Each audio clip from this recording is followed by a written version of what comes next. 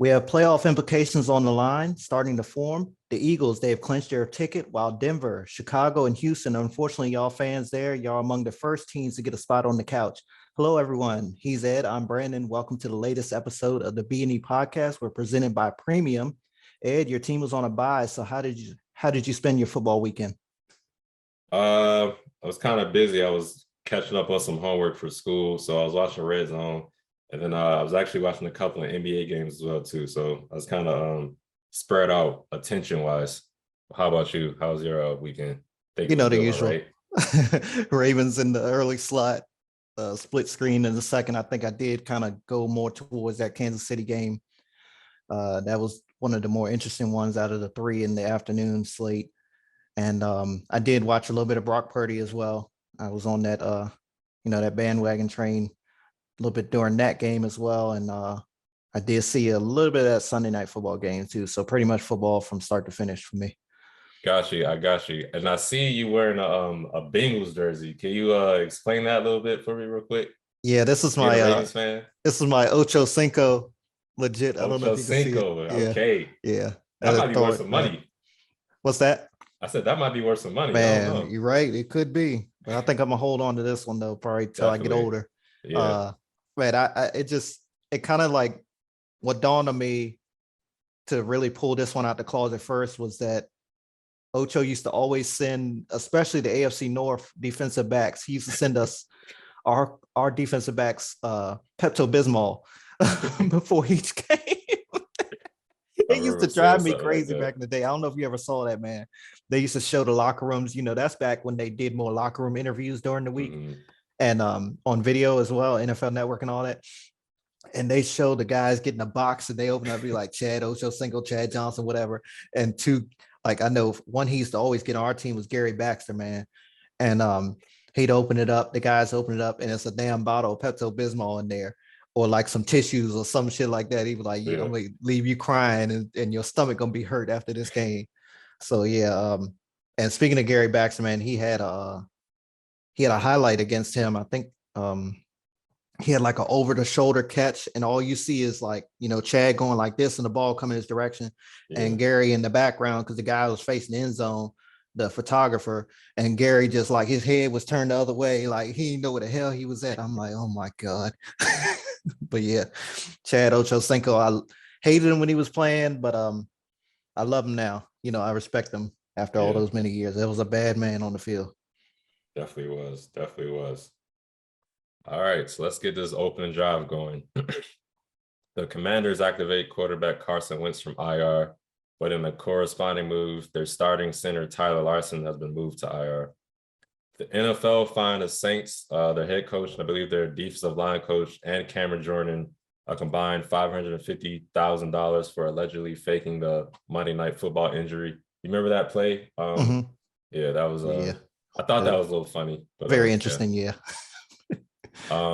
49ers wide receiver Deebo Samuel was carted off the field at what's being called a high ankle sprain. Looked much worse than that. Everyone thought it was a knee injury. So it looks like he avoided a serious injury. And they're thinking he'll be back before the season ends, if not by the playoff time.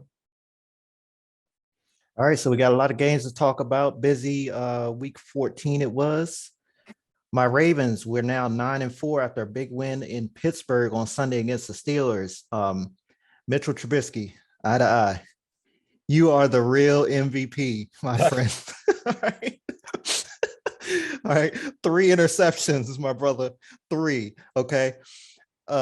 Yeah, you were the backup. I know. Unfortunately, my guy Kenny Pickett, he went down. Typically don't play well against backup quarterbacks when they come in during the game.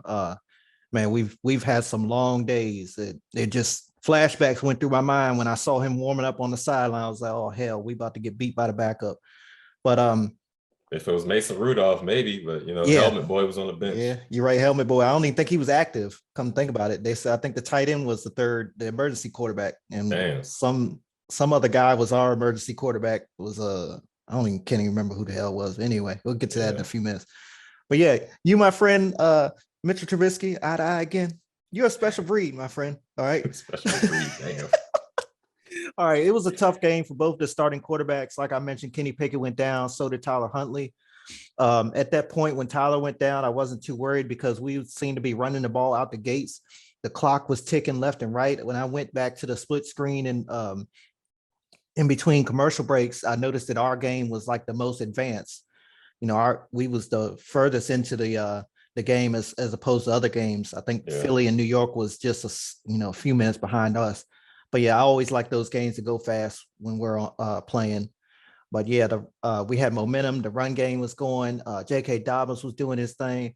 But I got to give a shout out to defense for the most part. Every time that Pittsburgh got a drive going and they were in the red zone, as I mentioned, Kenny had those.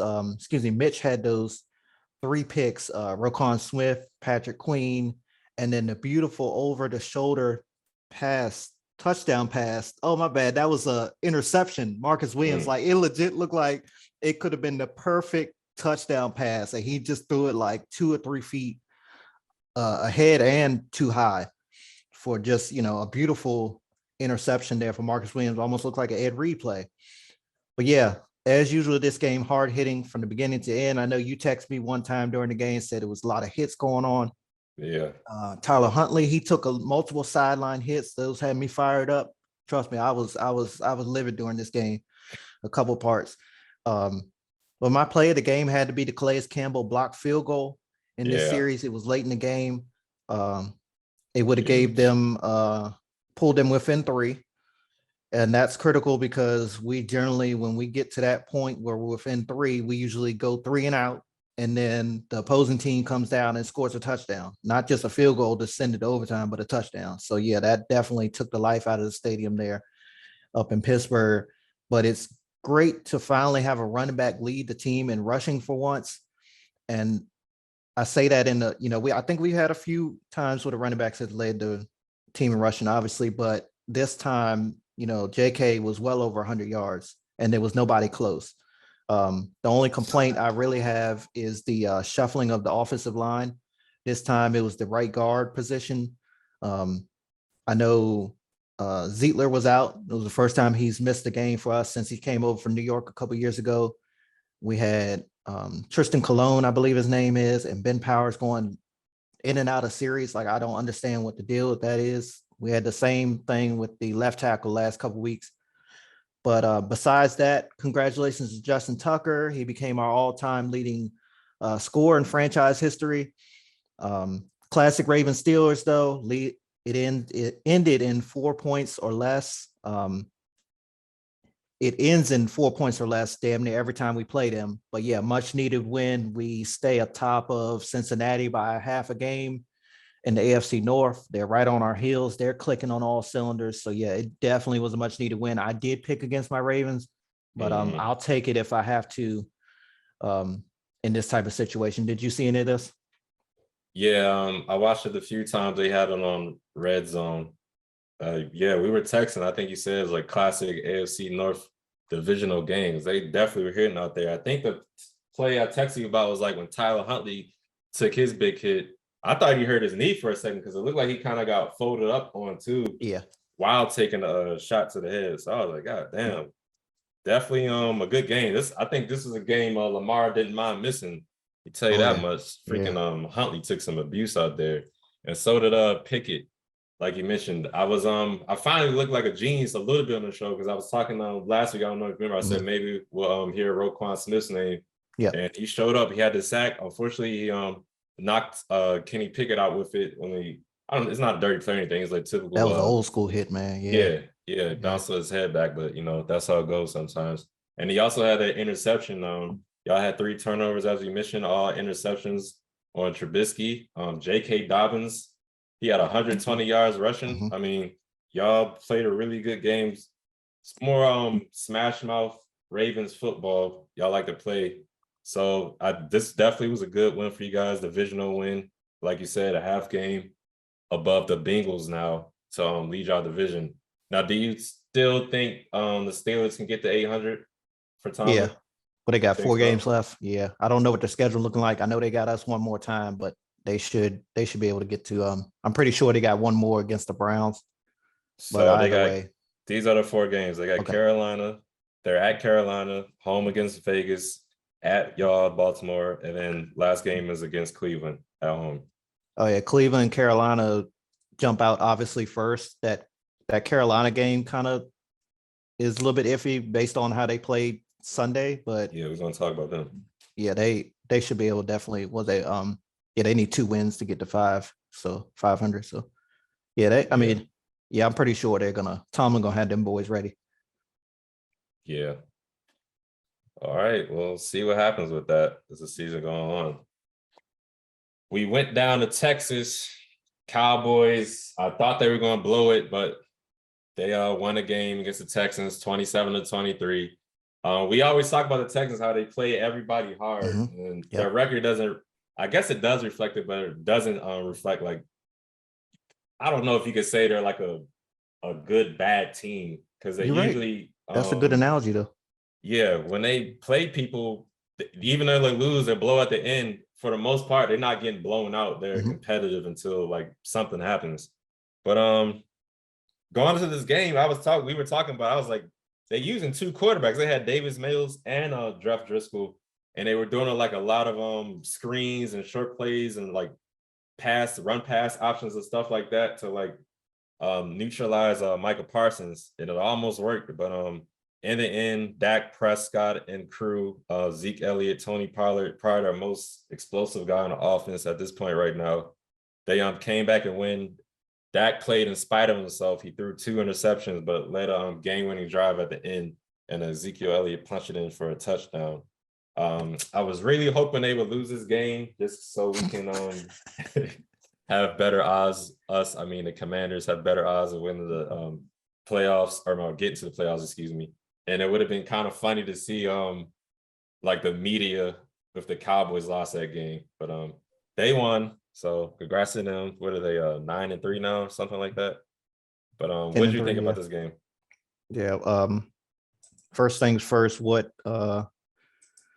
craziest about this game is that the Cowboys fans actually think that their team did something after this win. You know what I'm saying? It was still on Facebook and IG and Twitter and all that stuff, talking about we 10-3 and we got another win and all this type of stuff.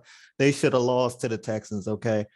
I didn't pick them. Okay. I mean, I didn't pick the Texans, but I mean, this game all along, as I was watching the ticker and going back and forth, it was like, man, they definitely have a shot. Let's see. They was up 10-7 after first quarter. They was up at halftime. Yeah, they was up at halftime as well. I mean, Dallas really only came alive in that fourth quarter from what I'm seeing. You know, I didn't see much of this game, but still. They was up in the fourth quarter to the game winning drive. Yeah. And if Houston would have converted that 4th and goal for that touchdown, man, we'd have been a whole different conversation right there. Because that would have been up by 13 at that point. No, 10. Late, Yeah. I think with less than 2 minutes or just over 2 minutes left. Yeah. And I think Dallas only had 2 timeouts at that point. But either way, Cowboys fans, yeah, you mentioned Dak Prescott. They should be a little concerned with my guy right there. Multiple games with 2 interceptions. I know one of them yesterday wasn't his fault. I had just turned back to the split screen at that. I can't remember what exactly happened, but I think it like ran off the hands of the receiver, or was just a tad bit high, and the receiver didn't pull it in. But turnovers are turnovers, no matter what. They still count against you in this the way they got it set up. That's how it is. Shout out though to Noah Brown. Great catch on that go ahead touchdown drive there. But yeah, I don't know what was exactly up with that 2 quarterback thing for the Texans, but it kind of worked out for them because they definitely, again, we know that they play hard, but we didn't think that they'd give Dallas this many fits this late in the game in their house. Okay. It's a whole different ballpark there at AT&T Stadium. But yeah, let's give them some respect. The Houston Texans, again, like you said, their record doesn't necessarily reflect on how hard they're playing. 1-11-1. This is probably the best. It's crazy to say, I guess, in a sense, like you said, probably the best 1-win team or the best worst team that we've ever seen in all of football. So yeah, good win for the Cowboys. Should have lost, but good win for them. Unfortunately, we got to deal with them for at least another week of them talking trash. And last week they lost one of their cornerbacks, Anthony Brown. A guy named Chris Moore went off today, or yesterday, excuse me, he had 11 or 10 catches for 124 yards. So that might be an Yes, issue going forward for him. Because if a guy like that, I don't want to disrespect the guy, but he's not like, a household name. true. They got Jacksonville, Philly, Tennessee, and they finish off with the Commanders. Jacksonville, they got some Oh yeah, Christian Kirk and receivers, yeah. So that'll be Hasty. Was it Zay Jones? I think. Yeah. Zay Jones, Evan Ingram, he just went off Yep. yesterday as well. So that might be a tough one. Freaking Trevor Lawrence. You know what? I got to get on a little fantasy rant. I have Trevor Lawrence and I have Dak Prescott. Who do you think I started yesterday?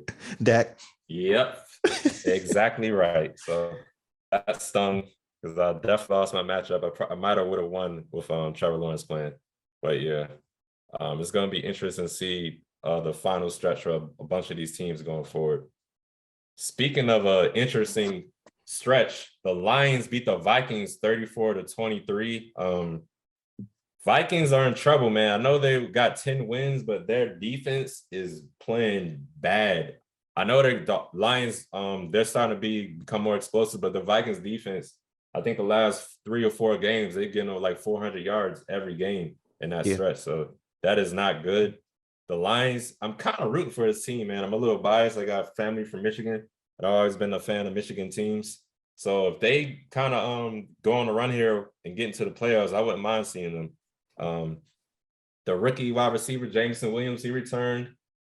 And look at that. He caught his first catch was a touchdown pass. That was pretty nice. I hope he held on to the ball. I know that probably felt good for him coming off that ACL injury. True.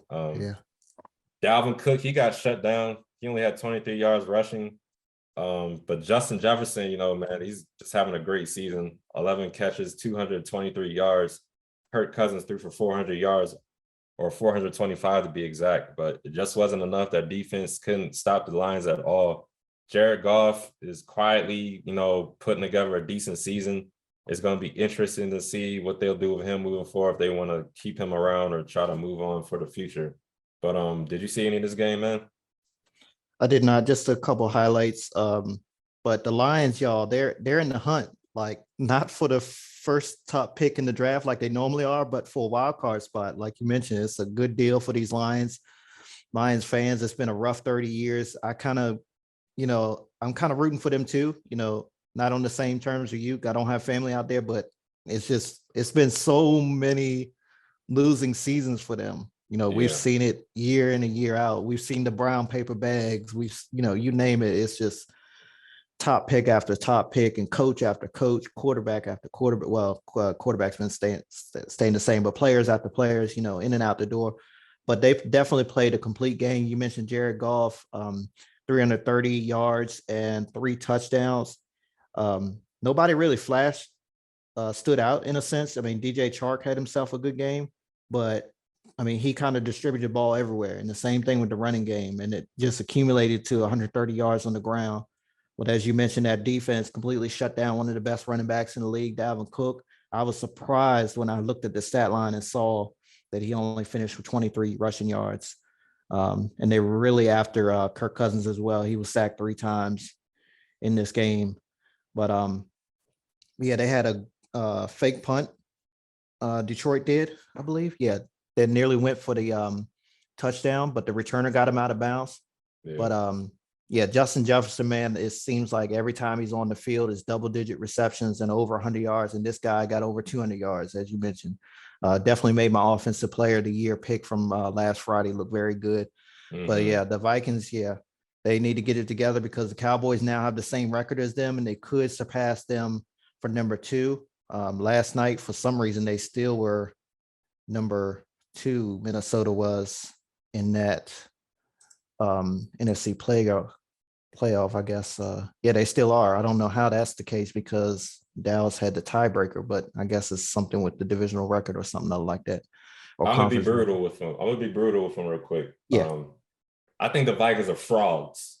Just like the Giants. They're both of these teams are frauds. The Vikings, they'll probably make the playoffs. They'll probably lose their first round matchup, in my opinion. Yeah. I'm a hater. I'm not a hater, but I'm not sold on Kirk Cousins, and his defense is gonna let people down. So sorry. I just had to get that in real quick. I definitely understand. I don't think that they're going to go far in the playoffs. Obviously, they're pretty much uh, pretty much a 90-some% chance they'll get there. You know what I'm saying? They really got to sink the next 4 games or whatever to not get there. But yeah, pretty sure they're going to be one and done or either second round out. It's just, yeah, I don't trust Kirk Cousins either. And as you mentioned, somebody's going to go nasty on that defense for sure. But yeah, very good game. I did pick Minnesota. I had in the back of my mind that I kind of thought Detroit was going to win, but I went on with Minnesota. Great win for the Lions. They're finally relevant. They still got a shot. They're still in the hunt. So yeah, congratulations to the fans, the coaches, the players, the organization, the owner, PR staff, the cafeteria workers, everybody there. I mean, they probably walk around with smiles for the first time in years. Everybody there. Congratulations to them. Yeah, for sure. All right, everyone, you're watching the B&E podcast. We're presented by Premium. This NFC matchup, it was definitely went in a direction I didn't think it would. The Panthers, they traveled to the Pacific Northwest and they came away with a W against the Seahawks. Give us your thoughts on this one, Ed. Last week I was saying that Geno Smith was my comeback player of the year. It looked kind of funny for him in the first half. He threw interception. He had 2 for the game, but they kind of it was a good win for the Panthers. But I don't want to say Seahawks feel good, but they did come back because I thought it was going to be ugly for them at one point during the first half because the Panthers put up 20 points, but then the Seahawks, they scored 14 points in the second quarter and scored at the end of the half, so kept them close in the game. But the Seahawks, I think they're starting to come down to earth a little bit. That run defense, they got gashed today. The Panthers had over 200 yards rushing. What's my man's name real quick? I just got out the game. Mistake for the Panthers. But you got Hubbard and Foreman. It was another guy too. Yeah, Hubbard and Foreman was like, what's the dude's name? Blackshear. Yeah, Blackshear. They all played well. Blackshear had a touchdown. Hubbard, he had 74 yards, and Foreman had 74 yards as well. So but that Seahawks defense, run defense, they might have some issues going forward because they can't stop the run, it looks like right now. And Geno Smith, he's kind of like coming back down to what people have expected from him. He did put up 3 touchdowns and kind of gave him a chance to win.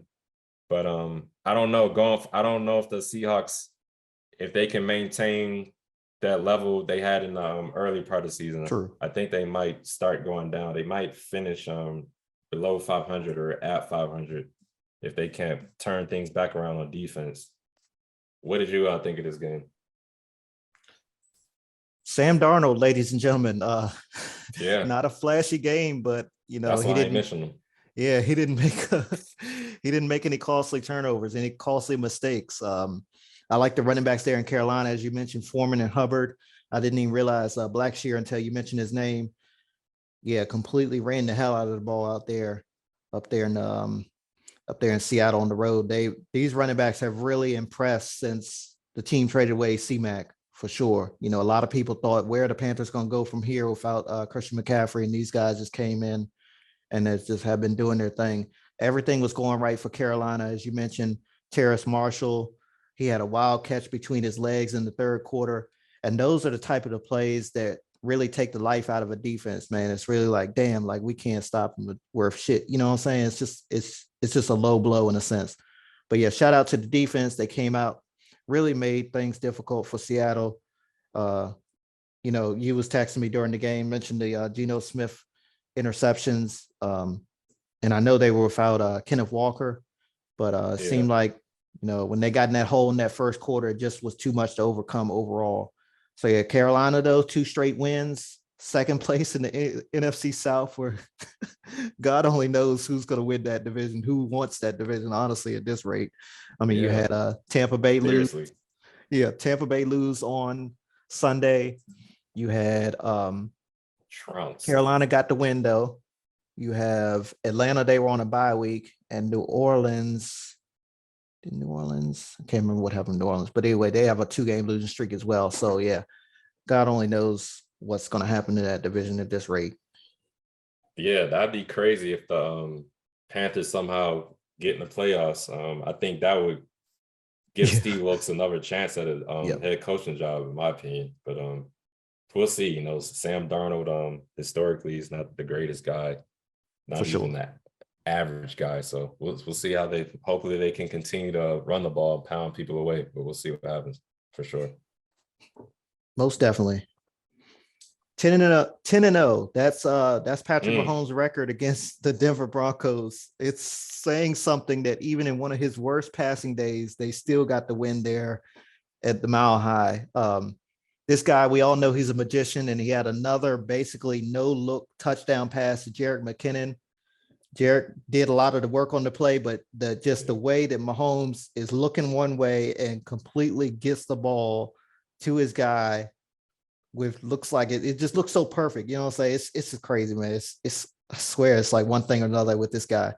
yeah, But yeah, for anyone that didn't see this game, the Chiefs, they were dogging the Broncos at home. It wasn't looking good. Fans were booing.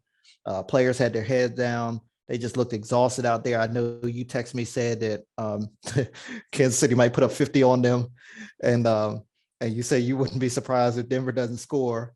And yeah, then I think they got on the board with a field goal, and next thing you know, a couple touchdowns came on, especially in that right before halftime. Unfortunately, Russ got hurt. I still haven't seen the injury, but I know I was telling you about the knot on his head because as soon as I turned back from I think I was watching the San Fran game at the moment. Um, they showed that picture of him on the sideline. Uh, but yeah, they turned it around there. Denver did made it a game, a little bit of comeback attempt, but Kansas City they were shut out in the fourth quarter, which was a little bit surprising. That's very rare for them to get shut out at any time, at any quarter. They're just that good. But against the Chiefs, you really have to be tip top in your game plan, your gameplay, and your coach and everything. Denver certainly made it close, but closer than I would have thought. I locked Kansas City for my picks. That's my guarantee. And I would be proud though if I'm a Broncos fan, for real, for real. I mean, this was a very close game against a divisional opponent, a team that has owned you since 2017, whenever 2018, whenever he came yeah. to the league. Patrick Mahomes at home and on the road, they just cannot seem to beat these guys. So yeah, this is if I'm a Broncos fan, I feel good, but their season is over. What they were eliminated as well from the playoffs. So be interesting to see where they go in a couple weeks as far as head coaching goes. Yeah, definitely a crazy game.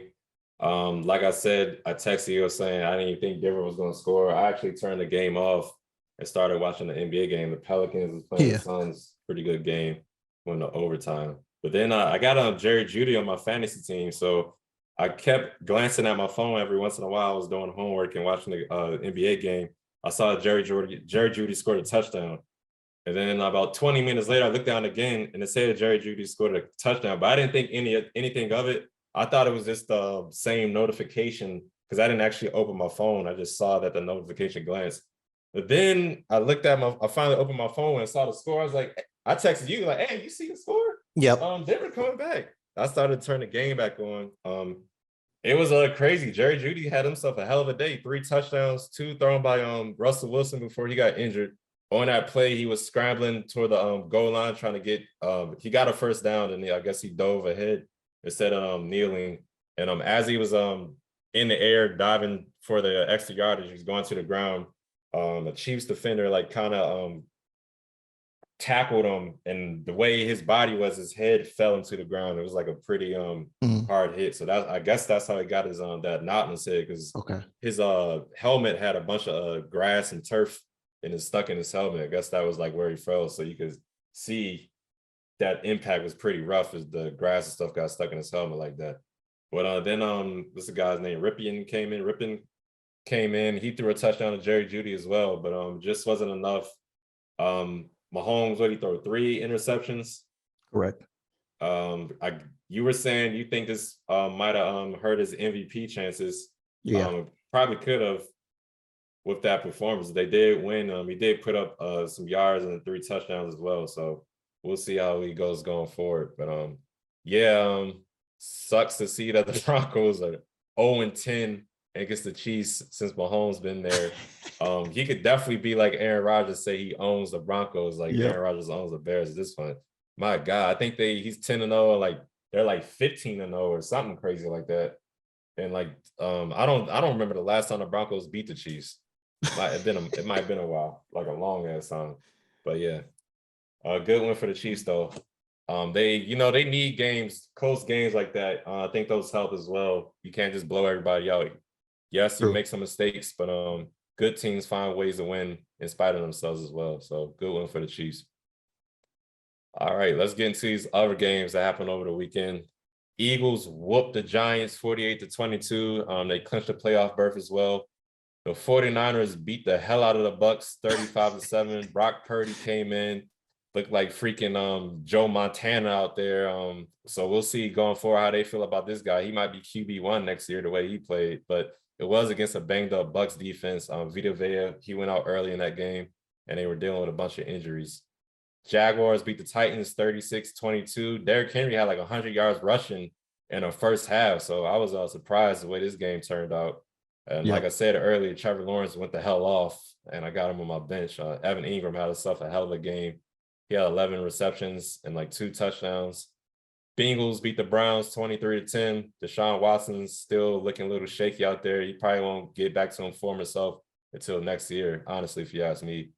Bills beat the Jets 20-12. Mike White got blasted twice. He had to go to the hospital after the game, but he did travel back with the team. But I know he's really sore this morning. Rams beat the Raiders in 17-16 Thursday Night Football. And then last night, Chargers beat the Dolphins 23-17 in Sunday Night Football. Chargers, 1 week they look great. The next week they don't. This is one of those weeks. We'll see how they go going forward. I think they have enough talent.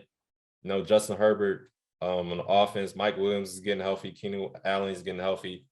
Justin Herbert is getting healthy because you remember early in the season he had like a rib injury as well. I guess he's worked himself through that, and he's like, I'm gonna say he started getting healthier from that as well. So we'll see how it all looks out in these final 4 weeks for everybody. Yeah, that Chargers secondary, I think that was the main difference in that game early on. They really contained Jalen Waddle and Tyreek Hill. And I think that's how they got ahead in that game, because I think we all kind of went with Miami heading into that game. The Eagles already knew that was going to be a blowout. I didn't think they'd shut down Saquon Barkley the way they did. I mean, I don't think he ended up with 50 yards rushing. I knew, again, they didn't have much of a chance, but I thought at least Saquon would do a little something. But once you shut him down, you pretty much got a very good shot of winning that. And then the Jaguars over the Titans, excuse me. I know heading into that game, I saw a stat line that pretty much Derrick Henry owns the Jaguars defense. He's always rushing well over 100 yards, doing his thing against them. But like you said, Trevor Lawrence had himself a day. And the Browns, man, I'm still not sold on Deshaun Watson, man. A great quarterback and all, but we all know that Cleveland is quarterback killers. Okay. I mean, you could take Baker Mayfield out of that because, he was just cocky. But I mean, it don't matter who come there to play quarterback. They still going to have problems. I don't care. Until I see it, I'm going to believe it. And, they had that one good year with Baker where they went to the playoffs or whatever. But yeah, it's just, I don't know. I still think they're fraud. Now, I did pick them, though, because they were 4-0 against Joe Burrow in his career. And I'm like, well, I think it's going to continue. I think they was going to get at least one more. But Jamar Chase had himself a game. Yeah. T. Higgins went out too. I think he only played like one snap. Tyler Boyd went out too, I believe. Yeah, they say he dislocated his finger, if I'm not mistaken. He might miss a couple of games. Wow. Not one. But I want to piggyback off that Jaguars Titans game. This is like the Titans' 3rd loss in a row. They fired the GM earlier this week, and I feel like they let somebody else go. Like a coordinator or something, right? Yeah, they got a little bit of turmoil going on right now. I forgot which one of the players said, but he was like, John Robinson's he wasn't on the field playing with us, so we're playing bad too. It's not just the GM didn't put the right team together. The team's not playing good. True. So we'll see. 3 in a row. They still on top of the AFC South right now, but who knows what happened? Will they spiral out of control? Somebody, Colts, Jaguars, pick them up, take them out. We'll see what happens. I think they'll win the South at this rate, but as far as playoffs go, yeah, they'll probably be one and done. And it'll be very interesting to see will Mike Vrabel will be back. He's a great coach. He gets those guys to rally, and every year they're relevant. But um, it just seems like it's the same old song with them. Every year they're good in the regular season, don't do shit in the playoffs. And you got one of the best running backs, but your quarterback ain't really doing nothing. I think Malik Willis, I said by midseason he should have been starting. And I didn't see Tannehill's stat line from this game, but maybe it might be around that time to go ahead and, especially if they lose another one or two, and it looks like they're starting to slip. Let's see what the divisional standings are. They still got a 2-game lead on Jacksonville, so they should be all right. But yeah, it'll definitely be an interesting off season there in Tennessee for sure. Yeah. All right, it's the moment you've all been waiting for. Player awards. Offensive ace of the week, I'm going to go with Justin Jefferson. I mentioned him earlier, 11 for 223. Game didn't end the way he wanted it to, but he had himself a career day. What about you? I'm gonna go with a player from that same game, but it's gonna be a different choice. I'm gonna go with what's my guy's name? Excuse me, sorry, got to get his first name right. Oh, I thought you was gonna go with your old quarterback because he had a good hell game. no, definitely not. What's my man's name? I'm going with Panay Sewell, the tackle for the Detroit Lions. Not only did I forgot about that. I forgot about that. Yeah. Not only did they not give him a sack, but he also caught the game-sealing catch to let them run out the clock. It was a catch of 9 yards. And another thing, I think a little fantasy tangent. I started freaking Isaiah Likely as my tight end because my tight ends are banged up. Hayden Hurst is out last week. And some other guys I picked up off the damn fantasy while they was on a bye, the dude from the Colts, Jelani Woods. So it was either between Isaiah Likely and Johnny Woods. I guess I should have chose Johnny Woods, but yeah, Panay Sewell had more points than Isaiah Likely in fantasy this week, and he's a damn tackle. But yeah, he's my offensive player of the week. And no offense to Isaiah Likely, man. I get it. He was at a backup quarterback, and then he went out and he had the undrafted guy, Anthony Brown, in. So I ain't throwing a shot at you, my man. You having a good season for a rookie. I don't remember Isaiah being out there much. So yeah, I think I saw him run a route, but I think the ball went to DeMarcus Robinson. Okay. But yeah, let's get to the defensive player of the week. My defensive player of the week is Brandon Graham from the Eagles. He had 3 sacks and a forced fumble, so he had himself hell of a game. Who'd you have as your defensive player of the week, Brandon? Mitch Trubisky, 3 interceptions. Nah. Just playing, y'all. Just playing. He did play a great defensive game, but nah. I'm going to stick to this game. I'm going to split it between my 3 guys, Roquan Smith, Patrick Queen, and Marcus Williams. Both of the linebackers had very great interceptions. They both had to reach up for that ball, and Roquan also added a sack as well. All right. Special teams. Got me with that one. Special teamer of the week. I'm going to bend the rules again. I'm going to go with the entire special teams units for both Buffalo and New York Jets. Greg Zierlein, Braden Mann for New York, Tyler Bass, and Sam Martin for Buffalo. It was windy, it was rainy, it was snowy, just a mess out there. Shout out to these guys for still putting up impressive numbers, and both of the kickers didn't miss a kick or extra point as well. That's very good. What about you? I'm going to go with Calais Campbell. I think that blocked field goal was a really big moment in the game. Y'all only won by 2 points, so who knows, that field goal, if they would have made that, who knows what would have happened if they got that field goal. So I'm going to go with Calais Campbell, my special teams player of the week. Now for the bonehead player call of the week. I don't know if you saw the Giants punter. When he tried to punt the ball, I guess it slipped out of his hand, so it bounced off the ground, and then he kicked it with his left foot or something. He might be a right footer, but I think he might have kicked it with the opposite foot, and a punt didn't travel that far. So that was my bonehead player of the week. What about you? Give me John Harbaugh for 500. Okay, my daily double jeopardy up in here, y'all. This guy gonna throw the challenge flag after Tyler Huntley rushed on 3rd down. Okay, he attempted to dive for 1st down. Damn near 4 defenders in the area. That's not his fault. They just still has got a fast defense, including TJ Watt. So Huntley, he smartly secures the ball back to himself. Everybody could see after one replay now. And I ain't the best with, keeping up with this stuff, but everybody could see they had great angle on it. that he pulled the ball back again, as I said, to secure it, making it short. So it was 4th down and inches. What do I see next? A red flag. Okay. Harbaugh throws out the challenge flag, as I said. They review it. Play calls a stand, 4th and inches at our own 35 at middle of the first quarter. But here's the kicker. Harbaugh goes for it and we get it. So like he got lucky. Cause like for real, media would have blown his ass up if he had we hadn't got that 4th down conversion right there. But why would you waste a potential challenge and a timeout when you're gonna go for it at the end of the, you know what I'm saying? To me, it makes no sense. But luckily, we were doing so good on with running the ball and everything. We had the momentum, we had the game pretty good where we wanted it heading to halftime, to where that timeout didn't come back to haunt us, or neither did the challenge, losing a challenge, because you know those things, they're critical. You know, those challenges, you don't want to lose a challenge, and obviously you don't want to lose a timeout as well. So yeah, give me John Harbaugh for 500. Got you.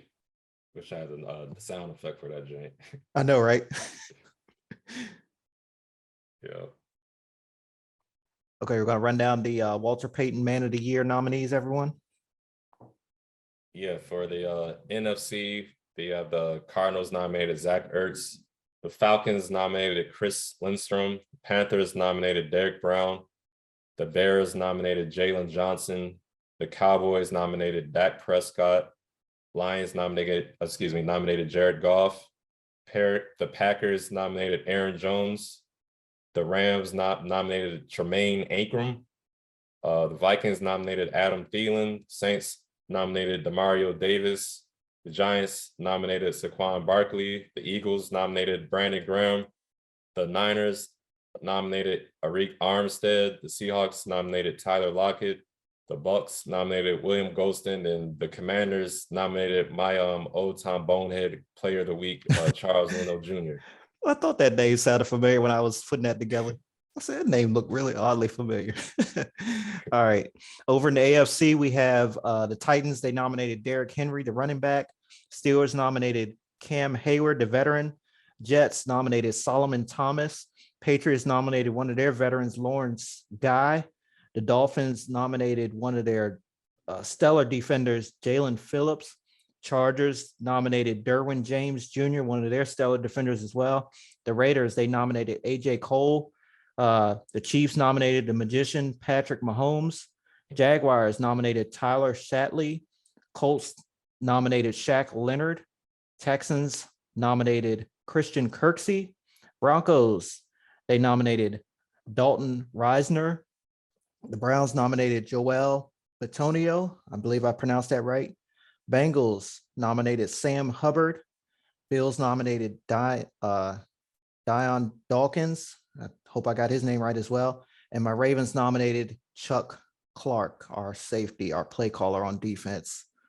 The Walter Payton Man of the Year will be announced at the NFL Honors on Thursday, February 9th. That's ahead of the Super Bowl in Arizona, everyone. So congratulations to all the nominees. This is a very prestigious award. It means that you're great in what you do in the community, and obviously a great person, a great athlete on the field as well. So again, congratulations to all the nominees. Definitely. All right, before we go, we want to shout out the Heisman winner, Caleb Williams. He's the quarterback out of USC, everyone. He's playing on the West Coast, but he's from the DMV. DMV stand up. I know he was on the CBS pregame show yesterday with James Brown, and James said the DMV, and he had to break it down for everyone that, you know, is outside of DMV. In case you're listening somewhere you don't know, that's District, Maryland, Virginia. He's a proud product of Gonzaga up in Northwest DC. And I believe he's the first Heisman winner from the DC metropolitan area. Yeah, congrats to you, man.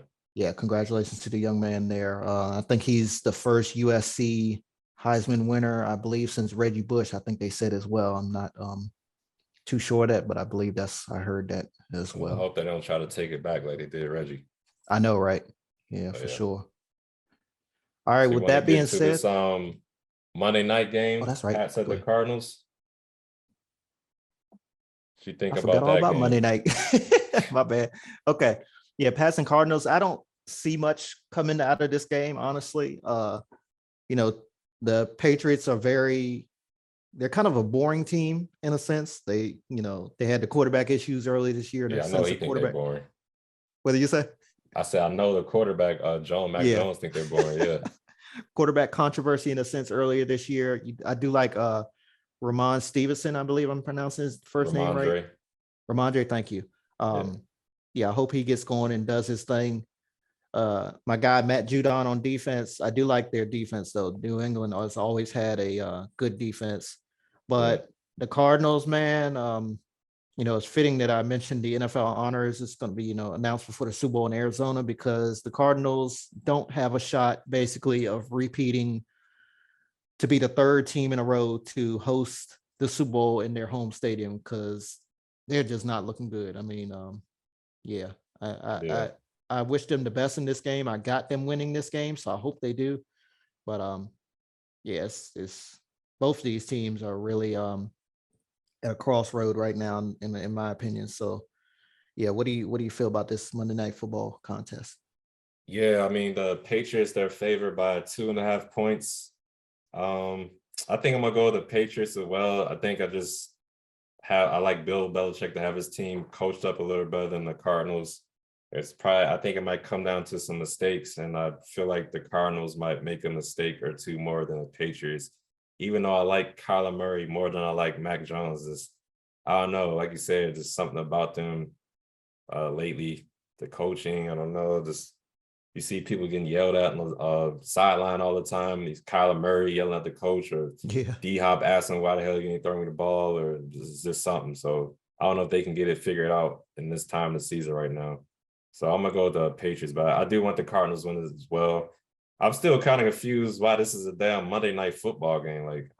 Maybe they thought these teams would be great at this point in the season, but I don't know. It seems like earlier in the season when we had those like back to back duds and Thursday night mhm. games. Hopefully, this is not a game like that, but I ain't really interested in this game. I can see why people forget this game even come on, but yeah, I got Yeah. the Pats winning, but hopefully the Cardinals win. I forgot just a few minutes ago, honestly. Hey, I think they should, you mentioned that why this game was even on the schedule. I think they should consider allowing Monday Night Football games to be flexed in and out as well, especially now to even add to it, you got Peyton and Eli calling most of these games too. I mean, it's just a dud for them too. I mean, it's not Yeah, ain't shit for them to talk about. I mean, yeah, they we'll should see. Maybe they it'll should turn out definitely to be a consider that. high scoring 30-point, you know, shootout.